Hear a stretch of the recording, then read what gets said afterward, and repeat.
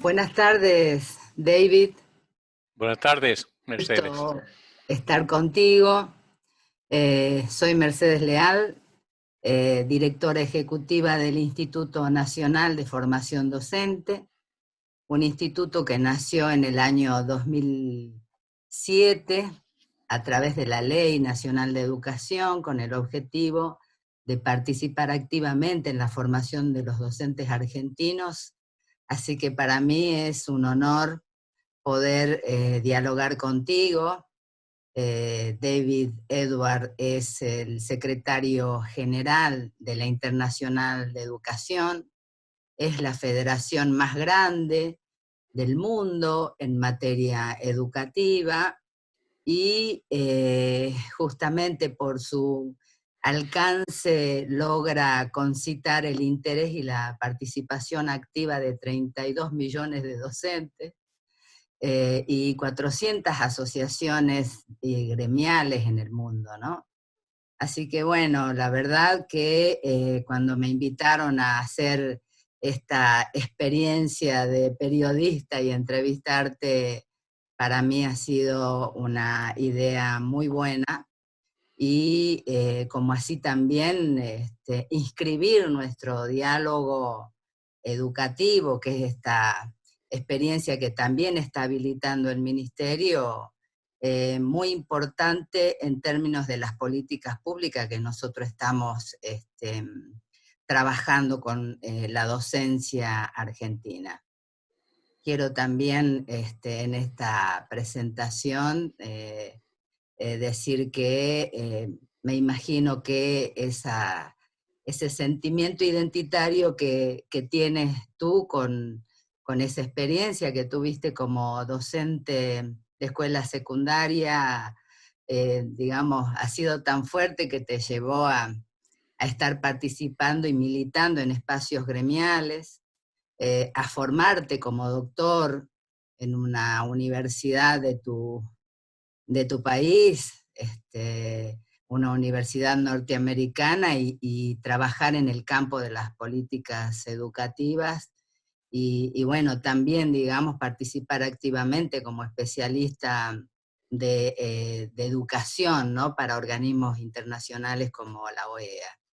Así que bueno, ese tránsito que tuviste a través de tu profesión para nosotros va a ser muy valioso porque creo que vas a tener esa mirada crítica que compartimos desde la Argentina, ¿no?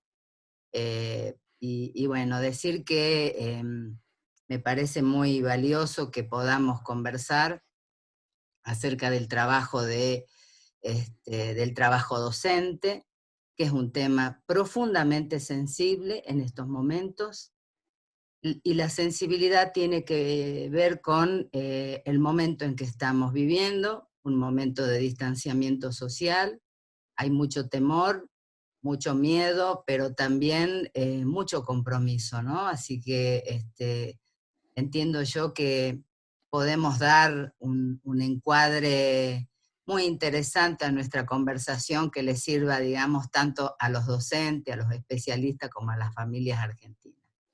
Te insisto y vuelvo a reiterarte el agradecimiento y habilitar, dejo abierto este espacio de diálogo, ¿no? Eh, Me gustaría mucho conocer, y sé que sos, que tenés afectos y muchos lazos en Argentina, Sí. familiarmente y también de colegas del campo de la educación, así que conoces conoces estos pagos, como decimos los tucumanos. Soy de Tucumán, de una provincia del norte argentino, y creo que eso también va a enriquecer la mirada que puedas tener para ayudarnos. ¿Hay, ¿Hay algún tipo de diagnóstico global que puede hacer la internacional a través tuyo respecto de cuál fue la primera impresión o mirada o perspectiva que tuvieron los docentes frente al cierre de las instituciones escolares, digamos, su espacio, su aula, para ir a otro espacio en donde es un espacio muy pensado desde el hogar, desde las tareas de cuidado que tienen que realizar, también estudiar, pero no así necesariamente dar clases, ¿no? Me gustaría que compartamos con la audiencia las impresiones que tiene respecto de este diagnóstico a escala global Sí. de cuáles han sido las posiciones de los docentes, digamos, los comportamientos, ¿no? Bueno, sí, y gracias, Mercedes. Es un placer de estar con usted. Es cierto, tengo una cierta afinidad para todo lo que tiene que ver con Argentina, los argentinos y argentinas. Bueno, en la Internacional de Educación, como en muchas partes, muchas organizaciones, sucedió muy rápido. Y nosotros nos encontramos de un día a otro yendo de la oficina presencial, trabajando desde la casa. Pero en primer momento, nosotros en el sede de la Internacional tenemos oficinas regionales también en el mundo. Hicimos una encuesta a los 400 miembros, organizaciones que ya mencionaste, preguntando básicamente cómo les van, cómo ellos entienden cuál es la situación, y nos contestaron casi la mitad. Entonces hicimos un informe. Eso fue lo primero informe que hicimos.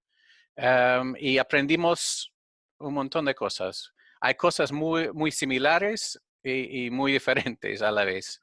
¿Ya? Una cosa que fue casi universal globalmente es que el impacto en la escuela pública versus privada fue muy destacada. Es decir, que los profesores en las escuelas privadas, los docentes de escuelas privadas, fueron los más impactados por los despedidos. Fueron despedidos de una manera mucho más alta que la pública. Y que también en muchas partes del mundo los que trabajan en la escuela, la personal, la gente que limpian, las enfermeras, toda esa gente que trabaja, ellos también, los sindicatos nos dijeron que muchos de ellos fueron despedidos. Y también la gente que trabajaron por contratos de un año al otro año, de corto plazo. Que fue muy interesante, muy triste, obviamente, pero lo que nos aprendimos es que en los sistemas de educación pública, donde hay un alto nivel de confianza y diálogo con el gobierno, donde los derechos laborales, los derechos humanos son respetados, donde hay una coherencia, una política de Estado sobre la educación, no es que cada escuela hace por sí mismo lo que quiere. Existió la posibilidad de llevar todo el sistema en el momento de emergencia, de presencial, a diferentes niveles de educación a distancia, en línea, por radio, por televisión. Y bueno, y había varios ejemplos. Habían en la África, donde, bueno, podemos decir que la mitad del mundo no tiene acceso al Internet. ¿Ya? Que es muy importante saber que hay como 800 millones de estudiantes que no tienen ni modo de conectarse. Entonces, algunos sindicatos se juntaron con canales de televisión o de radio para tratar de dar clases de esa forma, ¿no? Había otros que estaban mandando por correo o llevando y dejando libros y ese tipo de cosas. Entonces, había mucho esfuerzo de tratar de apoyar a los alumnos, pero lo que vimos es que en algunos países el, habían gobiernos, sobre todo a nivel estatal, en países muy descentralizados, donde los derechos no fueron respetados y las materias. Entonces, algunos países, los profesores recibieron laptops. En la Asia, en Hong Kong, en Corea, donde habían ya vivido la pandemia de SARS, todos tenían laptops, pero en El Salvador nadie los tenía previsto por el ministerio, ¿no? Entonces, los docentes que tenían sus propios laptops o los estudiantes, entonces había una desigualdad muy fuerte que nos reportaron los docentes alrededor del mundo sobre la preparación y sobre todo las grandes desigualdades que existen entre diferentes poblaciones, entre diferentes países. Y fue muy, bueno, todo el mundo estaba viendo eso. Los padres de familia, los sindicatos, todos políticos. Y bueno, decidimos en ese momento de ver esa encuesta y tratar de ver qué lineamientos, qué recomendaciones podemos hacer para gobiernos, para que lo que hacen en términos de preparar a los docentes, apoyar, trabajar con los sindicatos, sean alineados con la evidencia, con las necesidades de cada población y respetando los derechos y ya, y seguimos haciendo eso. Bueno, la situación en Argentina es similar en el sentido de tener esa visión de la necesidad de que el Estado pueda asistir, digamos, ¿no? Que digamos, el Estado esté con contundencia participando activamente una vez que se declaró la emergencia y un poco antes también preparando un portal que yo te comentaba en alguna oportunidad. Hay un portal que se llama Seguimos Educando y nosotros desde el Instituto de Formación rápidamente pusimos a disposición también una plataforma que tiene este instituto para que las instituciones formadoras pudieran dar clases. Y no obstante eso también hubo que a mí me sorprendió gratamente muchísimos docentes que demandaron cursos de apoyo a la virtualización de la enseñanza, y eso fue una movida sumamente efectiva. En estos momentos hay más de 100.000 docentes que se están formando digamos, apropiándose de estas herramientas virtuales que en muchos casos no estaban muy familiarizados.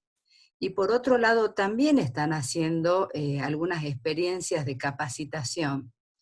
Y a mí, en realidad, me sorprendió esto porque había un discurso muy fuerte sobre una importante intensificación del trabajo, ¿no?, de los docentes, y a los que se suman todas las tareas de cuidado, que si eran importantes, en nuestras normalidades, en la vida cotidiana, hoy se agudizaban por el hecho de las políticas de higiene que tenemos que tener frente a la pandemia. ¿Ustedes pudieron identificar que estas problemáticas, digamos, resuenen fuerte, la cuestión de género, sobre todo porque ustedes trabajan esa perspectiva, ¿no?, Sí. a nivel internacional? Sí, no. Bueno, la profesión docente globalmente es mayoritariamente de mujeres, ¿ya?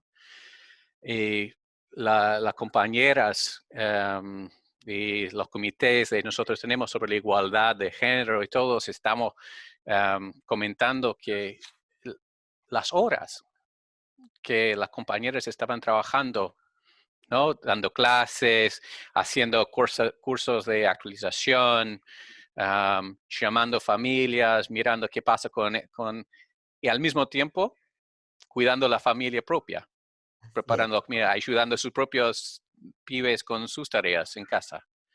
Entonces, hay estadísticas que muestran dentro del CSI y los sindicatos globales de más o menos como y quizás más, de 30% más horas trabajado por mujeres y en la casa, después y durante, que están cuidando a sus alumnos. Y no, es una cosa muy seria. El otro aspecto de género que nos preocupa bastante es, hemos trabajado con UNICEF, con UNESCO, con el ONU, con otras organizaciones para el derecho a educación de niñas y el derecho a educación no violenta.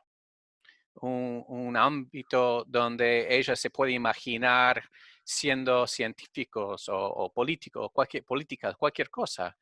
En algunos países tenemos ya información que es muy posible, muy probable que las chicas no se van a volver después de la pandemia, que los padres de familia también con la crisis económica se van a tomar medidas diciendo que no, vos tienes que trabajar en casa, o vos tienes que ir a trabajar, o vos te vas a casar, ¿no? Entonces, ese aspecto de género estamos bien preocupados y estamos trabajando fuertemente con todos los sindicatos, todos los gremios, no solamente en educación, pero en todas las federaciones mundiales. Perfecto. David, en esto que estamos comentando, digamos, ¿no? De la posición del Estado, cuando venimos de años de neoliberalismo y de Sí, corrimiento del Estado respecto de las políticas públicas, salud, educación, vivienda, que son temas que resuenan profundamente en este momento, porque aún la cuarentena está diciendo que ese hábitat es fundamental y vital, ¿no? Para sostener una vida cotidiana, una vida en donde hay muchos que están trabajando, otros que están estudiando, y bueno, en el marco mundial donde hubo estas políticas tan fuertes, ¿cómo ves que fue, digamos, la, la posición y el papel del Estado frente a lo que sería la provisión, ¿no? La atención de las problemáticas inherentes a la cuarentena, al trabajo de los profesores y las profesoras, esto que vos decís también, ¿no? Del personal de apoyo que tiene que estar, aún con los riesgos que representa en las escuelas para dar de comer, las escuelas comedor. Eh, ¿Fue más fuerte en aquellos países donde las políticas neoliberales siguen vigentes y cómo a la vez en otros países? sí. No, eso podemos hablar de muchas horas, ¿no? Ajá. Por décadas hubo un esfuerzo, aparte de los del mercado libre y los neoliberales, de destruir el Estado y vender el Estado para mostrar que no funciona, que no sirve, que su idea de competencia entre no es mejor que colaboración entre, Ujú. y con ganadores y perdedores.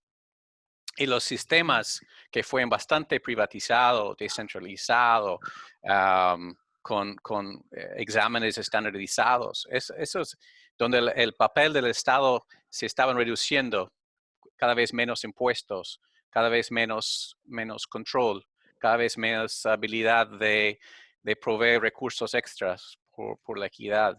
En esos países, cuando pasó la pandemia, donde fue básicamente, fueron exactamente esos países donde no tenían una respuesta nacional, Ujú. donde el Estado tuve que negociar con las empresas. Hay países donde los grandes empresarios y las corporaciones, a ellos le importan un par de cosas. Uno es que la escuela solo sirven para dejar a los pibes para ir a trabajar, ¿no? Y han pasado mucho tiempo en derrotar la escuela pública, hacer menos dinero para que la gente de apoyo no está, entonces menos enfermeras, programas de nutrición, ese tipo de cosas. Y también estaban trabajando en la parte de privatizar y comercializar la educación como mercantilizar.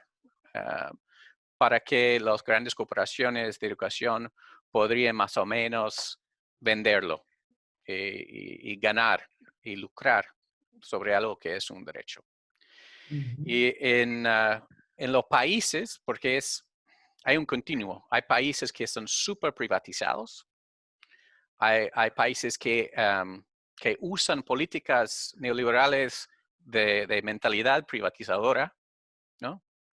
Y también tiene países donde el Estado asegura el derecho a la educación para todos y todos, y que hay impuestos, hay control, hay el currículo, la formación docente, hay una presencia del Estado. Y en esos países, en aquellos países también vemos que hay un importante papel de los sindicatos, de los trabajadores y de las trabajadoras, ah, para, para asegurar que hay los recursos necesarios. Am, y yo creo que ahora cuando estamos hablando de modelos, de sistemas, sorpresa, como sorpresa, que están realmente haciéndolo bien, son aquellos países donde nadie tiene que pagar, donde casi no hay escuela privada. En Finlandia no hay exámenes estandarizados, ujú, ¿no? Los docentes ganan lo mismo que los doctores, ¿no? La mejor escuela es la escuela más cerca de vos, que es una escuela pública. Nadie se va a endeudar para la universidad. Y, ujú. y hay altos niveles de confianza de parte de padre de familia, la sociedad, en la profesionalidad, en los docentes por parte y también en el Estado. So, el Estado dice, mira, hay que hacer eso, ¿no? Vamos a hacer, y se lo hacen. No tienen problemas como en mi país, donde tienen más de 30 millones de desempleados, ¿no? Um, Siempre digo que me preguntan ahí en Gringolandia, en Estados Unidos, cuál es la diferencia. Y yo, no, aquí la gente acá en Bélgica, donde estoy, o en otros países, en Suecia, Noruega, Finlandia, donde tiene el diálogo social, um, no tiene ese problema de pensar que vamos a perder el trabajo, perder la casa, tener que tomar decisión entre comida, medicina. No, la gente con COVID en Estados Unidos tiene que pagar para ir al hospital. Y la gente en Canadá no. No. Es como, y Canadá es mucho mejor. Y mira la situación. Entonces, sí, yo creo que la gran mentira del mercado libre es que asegura que lo necesario llega a donde es más requerido, más necesario. Hemos visto eso, no es un fracaso total en estos países. Entonces, en Argentina, que también conozco, um, y yo felicito el gobierno y si puedo, mis miembros y los docentes argentinos, porque siempre han luchado contra esa tendencia, ¿no? De tratar de reducir el papel del Estado y asegurar que los más vulnerables tienen respaldo, que tiene derecho, tiene voz, tiene voto, tiene cómo, cómo participar. Y esos son los países que realmente van a salir de aquí, quizás, yo creo, un día más fuertes, porque también la sociedad está aprendiendo una lección a nivel global sobre la importancia de la educación pública, la importancia de salud pública, la importancia de tener un gobierno que confíe en la ciencia, ¿no? Y la verdad, y que es transparente, que pone los derechos y el bienestar de gente adelante de los lucros y las ganancias de unos pocos. Esto significa que en esta situación dramática de el cierre de las escuelas y el confinamiento resonó fuertemente en aquellos países donde hubo una importante retracción del Estado. Eh, en realidad, nosotros estamos, fundamentalmente yo, que soy parte del gobierno educativo, estamos muy orgullosos del esfuerzo, no solo que hicimos nosotros, sino la docencia. Como te decía hace un rato, inclusive hay una frase en un video que nosotros enviamos desde el Infot, que se pusieron la camiseta de la patria, decimos así, porque reconocemos las profundas desigualdades que hay en el trabajo docente, reconocemos que los años de retracción del Estado en la Argentina también representaron mayor desigualdad entre la escuela pública y privada, pero aún así nos sorprendió cómo cada uno de las docentes y los docentes se pusieron yo digo, no estaban frente al aula, pero estaban frente a su espacio de enseñanza a como dé lugar, ¿no? Con las herramientas que tenían. Pero también me parece que en términos de formación docente, también nosotros tenemos que reconocer esos saberes que no estaban disponibles en el colectivo docente, esos saberes fundamentalmente de las nuevas tecnologías. Hay generaciones de docentes que estaban más socializados, pero como esto fue tan masivo, entiendo que es una de las cuestiones que nos deja como enseñanza la pandemia y esta dinámica que creemos que no va a ser por primera vez, sino que va a quedar también un tiempo largo, ¿no? Hasta tanto se aprenda más del virus, se pueda llegar a resolver esto a través de una vacuna y demás. Lo que a mí me parece importante es, por un lado, saber si todos estos diagnósticos que ustedes tuvieron, pudieron trabajarlo con los gobiernos, cuál fue digamos, los espacios que habilitaron los gobiernos para trabajar, digamos, gobiernos y sindicatos, porque esta experiencia en Argentina fue muy importante. El viernes pasado hubo una reunión del Consejo Federal en donde estaba presente el gremio, y también diciendo que justo a nosotros la pandemia nos agarró en un momento que acababa de instaurarse algo que ha sido muy importante en Argentina, que han sido las paritarias, que era una política establecida por ley y que el gobierno anterior la había dejado afuera. Pero aún así, este proceso paritario, que no refiere solamente a los trabajos, sino a los derechos, otros derechos, por ejemplo, a la capacitación, quedaron en proceso, ¿no? Entonces la pregunta sería, digamos, ¿qué espacio se habilitó a nivel de los gobiernos en los países como para la participación activa y qué estaría hoy demandando la internacional con sus sindicatos de base, ¿no? A los gobiernos, como para continuar trabajando? Sí. Bueno, los países donde el sindicato fue invitado de dialogar y ser parte de la solución, están mucho mejor que los que no. Entonces, con UNESCO, con el OIT, de hecho con el OCDE, que está de acuerdo con nosotros, con UNICEF, Unión Europea, Unión Africana, ASEAN y otros, todos se dan cuenta de que es muy importante de tener un diálogo institucionalizado, continua, social, profesional con los sindicatos. Y eso es número uno para nosotros. Es que hay que escuchar porque son los que están viviéndolo, son los que saben si algo es adecuado, si es algo de currículo, algo de tecnología, algo de estrategia, algo de necesidad, algo de vulnerabilidad. Son los ojos y orejas que están en todos los rincones del mundo. Y para tener la información, para tomar decisiones. Uno de esos es el diálogo total. El segundo que nosotros con la Organización Mundial de Salud y con otros es la seguridad y el salud, ¿no? Entonces, si sabemos por la ciencia que la distancia social es importante, entonces, si en muchas partes del mundo tiene chicos que están en aulas con 80, ¿no?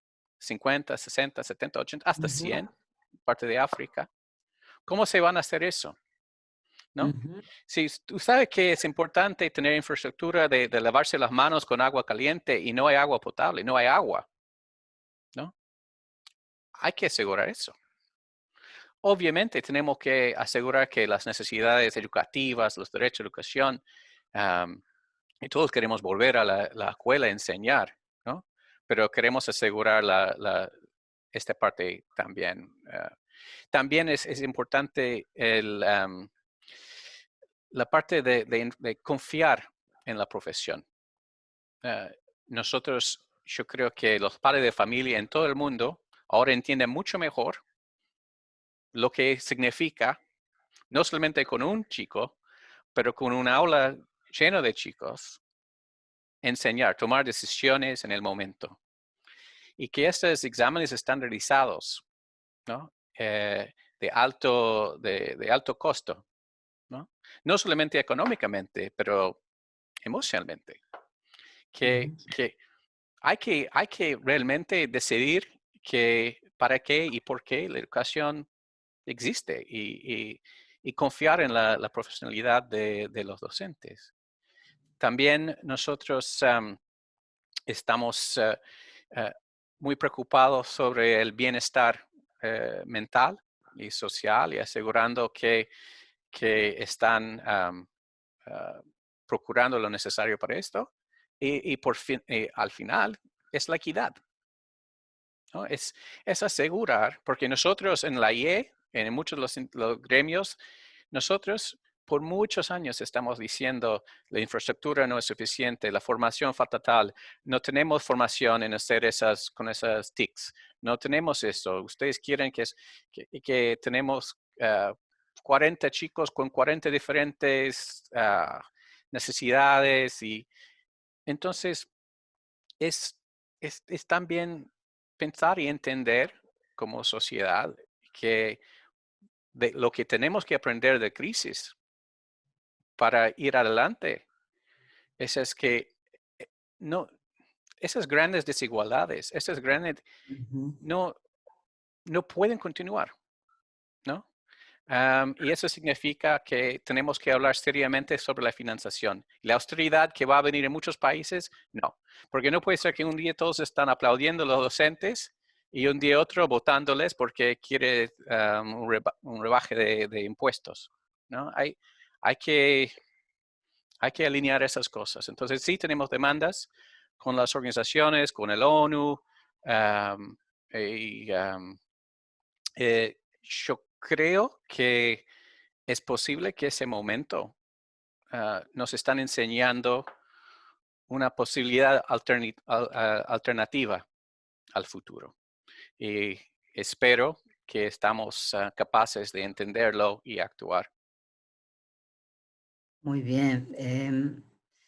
En realidad, en esto de pensar el regreso, la vuelta a la presencialidad, a la escuela, que en realidad no solo pensando desde la posición y el lugar de la enseñanza, que es mucho, ¿no? Pero como ese espacio simbólico de aprendizaje, de socialización, eh, estamos también, digamos, preocupados y hay un discurso fuerte que se instala respecto de la evaluación. Mm, Eso ha sido, en todos los países está apareciendo y en nuestro país también desde el primer día que entramos en cuarentena ya comenzó a aparecer ese discurso fuerte de que tenemos que evaluar los aprendizajes. Por suerte, desde el Ministerio de Argentina estuvimos completamente de acuerdo de instalar otro discurso que tiene que ver con una evaluación que acompañe el proceso, que devuelva saberes a los docentes para ver cómo está funcionando su enseñanza, el aprendizaje. Y aún así, también me parece que hay elementos de este discurso que circula muy fuerte, en donde resuena profundamente la cuestión de estas tendencias evaluativas que siempre estuvieron, ¿no? Siempre estuvieron presentes y que formaron parte del discurso neoliberal.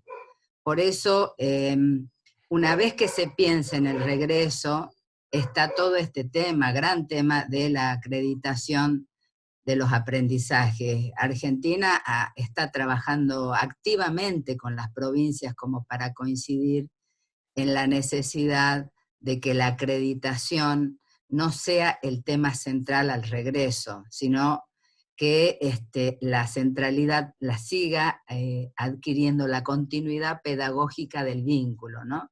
Del lazo pedagógico. No sé cómo están trabajando este tema ustedes desde la internacional. Pues Si está instalado, sí, no, ¿no? yo creo que todos los padres de familia que están viviendo lo diario con sus chicos, que están contestando preguntas sobre la pandemia, sobre lo que están viendo, ayudándoles a reflexionar sobre ese momento, ¿no? No es posible decir que no están aprendiendo nada, ¿no? Los estudiantes están aprendiendo mucho, ¿ya? La cosa es que si se puede medir lo que sí están aprendiendo hoy en día en ese momento, ¿no? Y es interesante porque yo estoy de acuerdo con vos. Hay como casi un fanatismo sobre eso de medir, como la solución es un termómetro, ¿no? Estás enfermo, tómate un termómetro, te curas. No, esa es una manera de medir algo, pero tiene que ser mucho más holístico. Y yo creo que lo que están sucediendo en los países donde realmente están haciéndolo bien y saliendo bien con la confianza, cuando los docentes, cuando el ministerio dice que este año se aprueban todos, o este año no se van a evaluar sobre materias donde no habían recibido nada de instrucción, Ujú, ¿no? Que es sobre la evaluación formativa. Hay que repensar el para qué la evaluación. Si la evaluación es para controlar, ¿ya? Vas a construir un sistema de una cierta manera. Si el porqué de evaluación es para mejorar, entonces hay que asegurar que la información está todo el tiempo en un feedback loop, no sé, una retroalimentación de la enseñanza de la profesión misma para cambiar y ver y corregir ¿no? Son ujú, completamente distintos. Y para mí, y para muchos países en mis miembros, yo creo que es muy claro. Yo confío más con un docente que está con el chico todo el año, que lo conoce, sus miedos, sus sueños, ¿no? Sus amigos, que un examen que existe por una hora en un año. Yo voy más confiabilidad, más validez y, a la profesión y su discreción y en el colectivo. Entonces, sí, a mí, yo no tengo mucho tiempo para los que es de gran preocupación.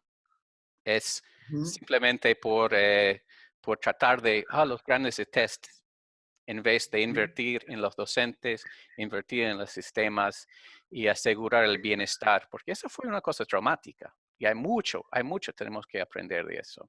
Pero es que aprender de eso y evaluar tiene otro sentido en un contexto de pandemia que fue antes, ¿ya? Porque hay muchísimo de aprender de este momento. ¿Para qué? Para mejorar el sistema para todos y todas después. Así es. Entiendo que estamos en la misma dirección haciendo muchos esfuerzos. Hay muchos estudiosos que dicen que esta pandemia va a dejar a los países, a las sociedades, muchos aprendizajes. Hay también una suerte de optimismo que puede llevarnos a repensar las políticas estas estas políticas malhechoras, como le llaman algunos autores, ¿no? Que hacen mal a la sociedad. Pero por otro lado, también creo que para nosotros como educadores, para ustedes que están frente a la internacional, militando con un discurso acerca del derecho a la educación, lo que se viene, que es la defensa de la escuela pública, y por otro lado, el fuerte impulso que también están teniendo las multinacionales respecto de las tecnologías, que hoy vieron que son imprescindibles, porque hoy son imprescindibles para el contacto, también van a ser temas que van a representar una fuerte disputa, ¿no? Disputa de sentido, por qué tras de estas multinacionales, tras de estas plataformas que hoy nos resultan imprescindibles, viene toda esa colonización, ¿no? Colonización del saber, de la cultura. Entonces, me parece que son temas que también hay que pensarlos al regreso de la escuela, porque una vez que entraron es difícil hacer que retrocedan, ¿no? No sé cómo están pensando este tema, porque me parece que también es un tema que va a ser fuerte a nuestro regreso a la presencialidad. Sí.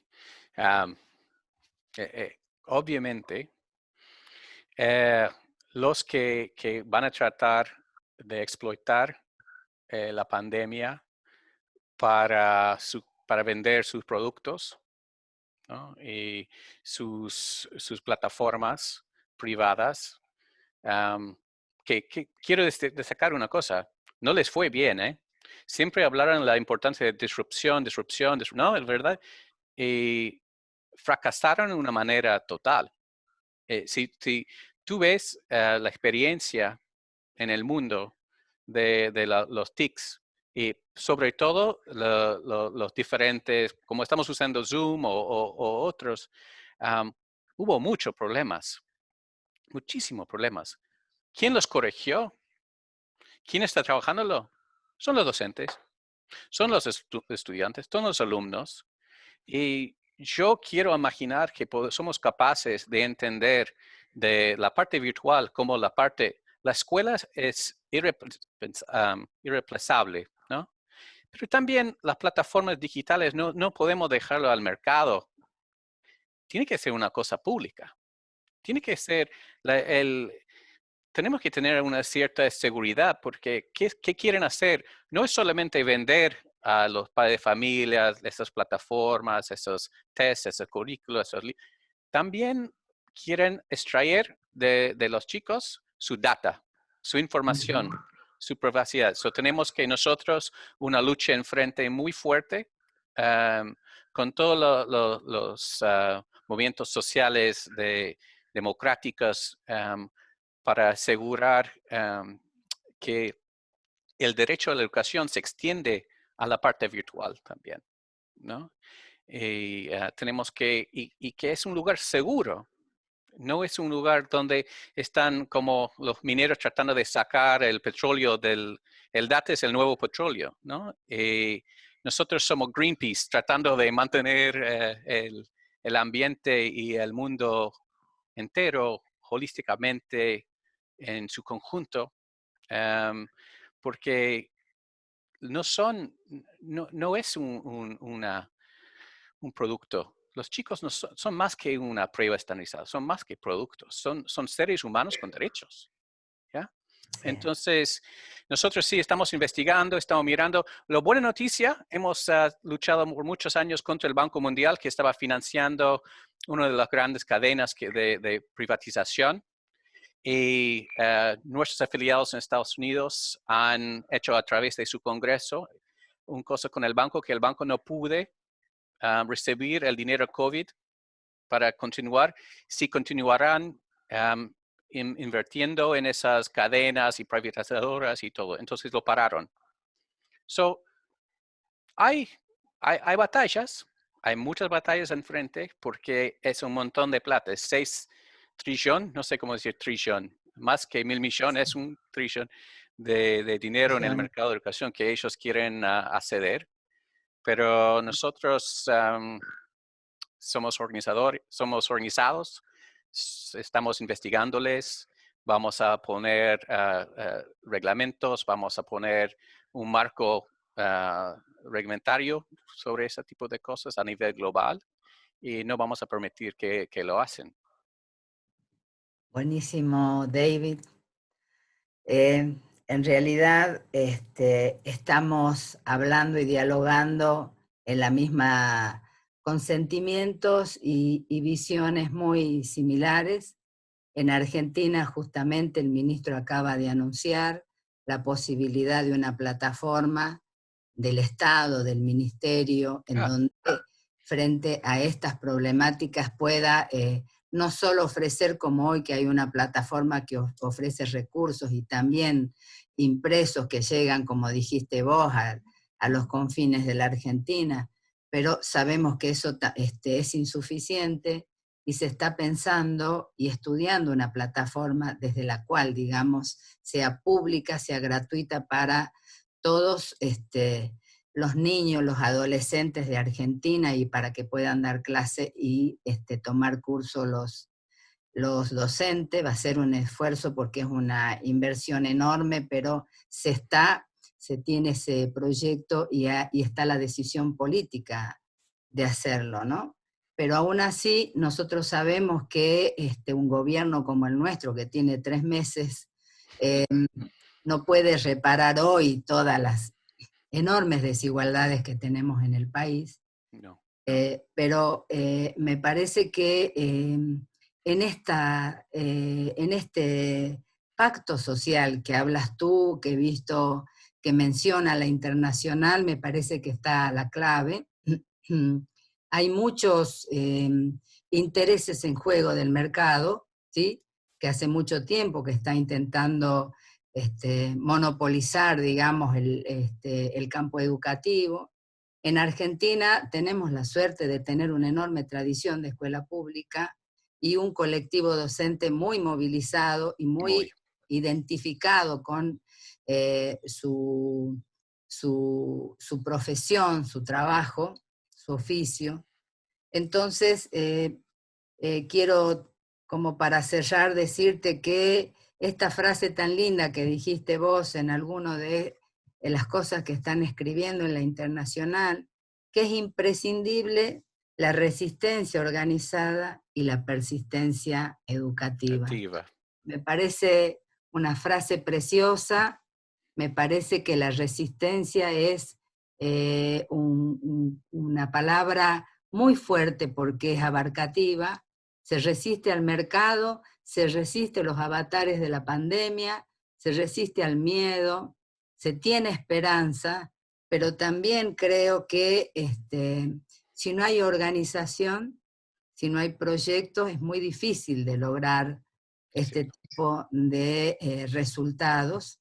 No va a ser algo mágico que pensemos que volver a regresar a la presencialidad de la escuela resulte fácil, no va a ser un camino fácil, pero me parece que si hay entendimiento, a través de ese pacto social podemos tener esperanza de que esto también represente una esperanza para la transformación, ¿no, David? Absolutamente. Absolutamente. Bueno, ha sido un gusto compartir contigo. Seguramente que vamos a seguir conversando, ya en concreto sobre las políticas de formación docente, y agradezco esta iniciativa de juntar a reflexionar sobre las problemáticas del campo y del trabajo de los docentes, a los cuales le estamos profundamente agradecidos. Así que desde ya un afecto enorme, un saludo muy grande a tus compañeros de la internacional y decirte que queda abierto este camino del diálogo siempre que lo desees, ¿no? Muchas Muchísimas gracias. Muchas gracias. Muchas gracias. Gracias al Ministerio también por organizar ese importante diálogo. Gracias, Nicolás, sobre todo. Es un placer siempre trabajar con ustedes y yo sé que es un momento difícil. Muchos padres están muy preocupados, ¿ya? Pero les aseguro, yo conozco los docentes argentinos, son creativos, son comprometidos y han resistido lo peor que puede pasar y quieren construir lo mejor que posible. Yo apuesto con ustedes. Muchas gracias por la invitación. A vos, David, muchas gracias. Un abrazo enorme. Gracias. Abrazo.